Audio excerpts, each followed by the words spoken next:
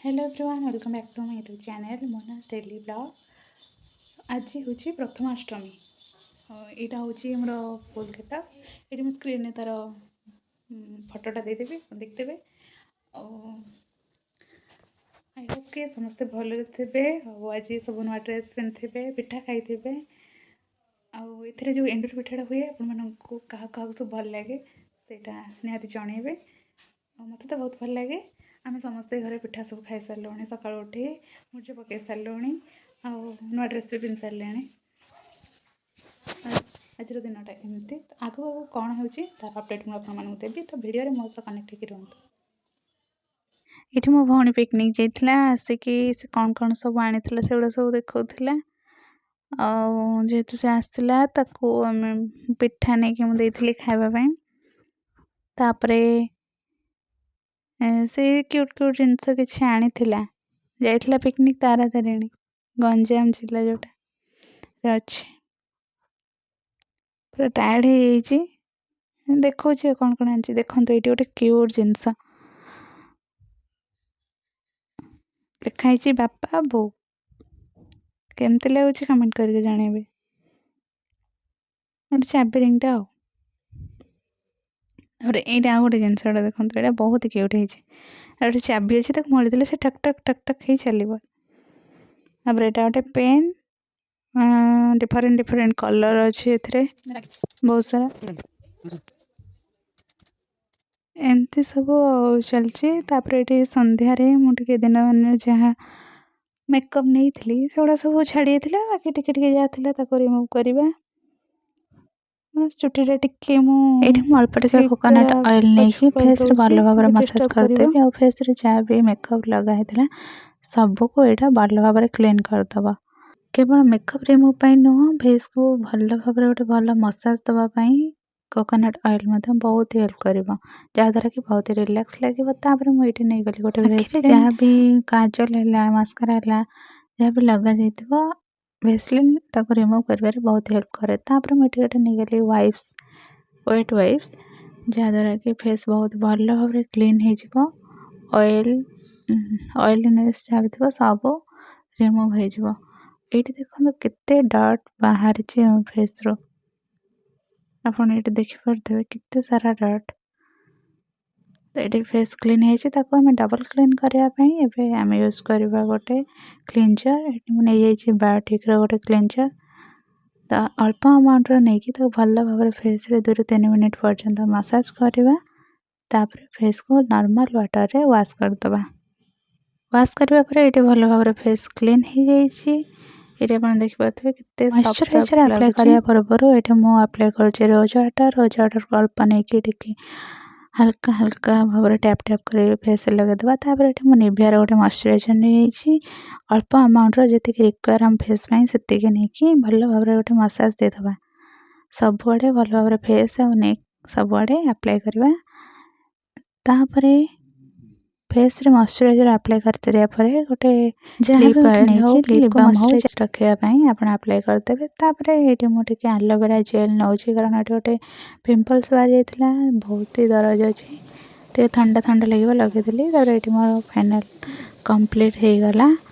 ये पिठा करुला मो बो एंडुरी पिठा आपण मानक भल लगे ना नहीं मत तो बहुत ही भल लगे।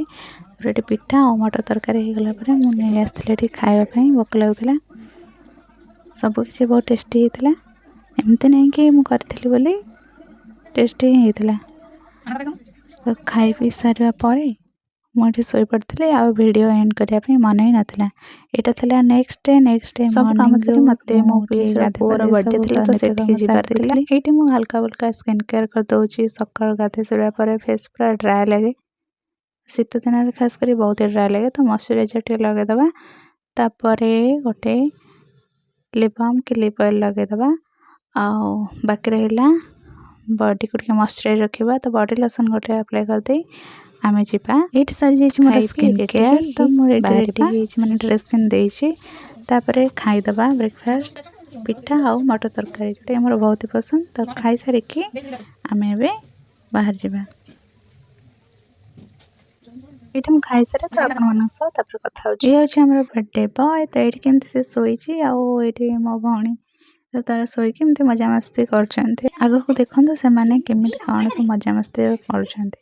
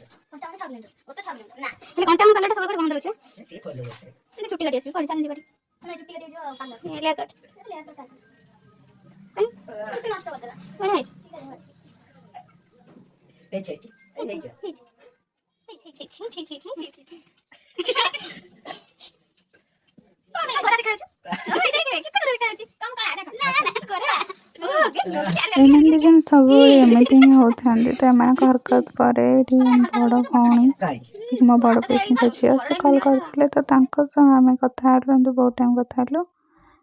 କଥା ହେବା ପରେ ସେ ତାଙ୍କର ଗୋଟେ ଛୋଟ ଝିଅ ଅଛି, ତ ସେ ମଧ୍ୟ ଭିଡ଼ିଓ କଲ୍ କରିଥିଲା। ଭିଡ଼ିଓ କଲ୍ରେ କଥା ହେବା ଭିତରେ ଆମର ହେଇଯାଇଥିଲା ଲଞ୍ଚ ଟାଇମ୍। ତ ଆମେ ଏଠି ଖାଇବା ପାଇଁ ଗଲୁ। ଚକଟା ହେଉଥିଲା କମଳା। ଆପଣମାନଙ୍କୁ ଭଲ ଲାଗେ ନା ନାହିଁ କହିବେ। ଖାଇସାରି ଆଫ୍ଟରନୁନ୍ରେ ଯାହା ବି କାମ ଥିଲା ସେସବୁକୁ ସାରି ଏଠି ମୁଁ ଫ୍ରେଶ୍ ହେଇଯାଇଥିଲି। ଫ୍ରେଶ୍ ହେବା ପରେ ମୁଁ ଯାଇକି ସମସ୍ତଙ୍କ ପାଇଁ ଗୋଟେ ଗରମା ଗରମ ଚା ବନେଇ ଦେଇଥିଲି। ଆଉ ଚା'ଟା ବି ବହୁତ ବଢ଼ିଆ ହେଇଥିଲା। ତ ମୁଁ ବି ଏଠି ନେଇକି ଟିକେ ପିଇ ଦେଇଥିଲି। ଥଣ୍ଡା ପାଗରେ ଚା ହେଇଗଲେ ଆଉ କିଛି ଦରକାର ନଥାଏ। ତାପରେ ଏଠି ଆମେ ଯାଇଥିଲୁ ଗୋଟେ ପାଖରେ ଗୋଟେ ଦୋକାନ ଥିଲା, ସେଇଠି ଯାଇଥିଲୁ। ଆମେ ଆକ୍ଚୁଆଲି 4 ଭଉଣୀ ମିଶି ଗୋଟେ ସାର୍ଟ ଗିଫ୍ଟ କରିବୁ ବୋଲି ଭାବିଥିଲୁ। ତ ଏଇଆ ଏତେ ବି ଖାସ୍ ନଥିଲା ସେଇଠି। ତ ଯାହା ବି ଦେଲୁ ଏତେ ବି ଖାସ୍ ନଥିଲା। ତ ବାଛି ଗୋଟେ ଆଣିଥିଲୁ, ବଟ୍ ତାକୁ ସେଇଟା ହେଲାନି, ଟାଇଟ୍ ହେଲା। ତାକୁ ଆମେ ଏକ୍ସଚେଞ୍ଜ କରି ଆଉ ଗୋଟେ ଆଣିଥିଲି, କିନ୍ତୁ ସେଇଟାର କ୍ଲିନ୍ ହେବା ପାଇଁ ମୁଁ ଭୁଲି ଯାଇଛି। ଫାଷ୍ଟ ଏଇଟା ଆଣିଥିଲି, ବଟ୍ ଏଇଟା ତାକୁ ହେଲାନି। ବଟ୍ ସାର୍ଟଟା ଭଲ ଲାଗୁଥିଲା। ତାପରେ ଏଠି ସବୁ କାମ ସାରିବା ପରେ ଏଠି ମୁଁ ଘରୁ ପଳେଇ ଆସିଥିଲି। ଆଉ ବହୁତ ଟାୟାର୍ଡ଼ ଲାଗୁଥିଲା, ଶୋଇପଡ଼ିଥିଲି। ଏଇଟା ଥିଲା 4 ବ୍ଲଗ୍। ଆପଣମାନେ ଏବେ ଯେଉଁଟା ଦେଖିଲେ ସେଇଟା 2 ଦିନର ବ୍ଲଗ୍ଟା, ମାନେ 2 ଦିନର ଭିଡ଼ିଓଟା ମୁଁ ଆଡ଼୍ କରିକି ଦେଇଛି। ଯେହେତୁ ମୁଁ ଏଣ୍ଡ କରିନଥିଲି ପ୍ରଥମାଷ୍ଟମୀ ଦିନ, ତ ମୁଁ ତା'ର ନେକ୍ସଟ ଯାହା ବି କରିଥିଲି, ତ ସେ 2ଟା ଦିନର ଭିଡ଼ିଓକୁ ଆଡ଼୍ କରିକି ଦେଇଛି। ଆଉ ଆପଣମାନଙ୍କୁ ସେ ଭିଡ଼ିଓଟି କେମିତି କ'ଣ ଲାଗିଛି ତାହା କମେଣ୍ଟ କରିକି ଜଣାଇବେ। ଆଉ ଯଦି ଭଲ ଲାଗିଛି ତାହେଲେ ଲାଇକ୍, ସେୟାର ଆଣ୍ଡ ସବସ୍କ୍ରାଇବ୍ କରିବା ପାଇଁ ଜମା ବି ଭୁଲିବେନି। ତ ପୁଣି ଦେଖା ହେବ ନେକ୍ସଟ ଗୋଟେ ନୂଆ ଭିଡ଼ିଓରେ। ସେ ପର୍ଯ୍ୟନ୍ତ till then tata, bye bye, take care, ଜୟ Jagannath, and keep watching Mona's daily vlog. Ta-da!